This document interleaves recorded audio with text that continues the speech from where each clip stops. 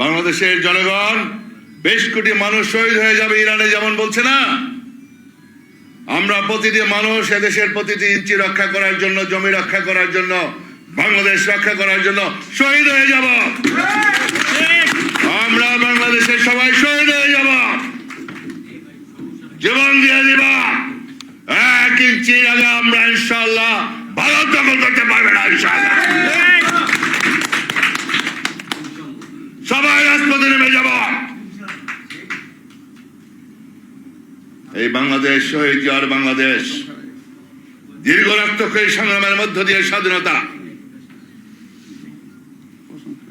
আমরা পালিয়ে যাওয়ার দল নয়। শেখ হাসিনার পালিয়ে যাওয়ার ইতিহাস রয়েছে, তোমাদের কাছে আশ্রয় পেয়েছে। খারাপ লাগতেছে, শেখ হাসিনা নাই। আমাদের বুঝতে বাকি নাই শেখ হাসিনার জন্য তোমাদের কি দরদ, এই লুটেরার জন্য কি দরদ আমরা বুঝতে পারি।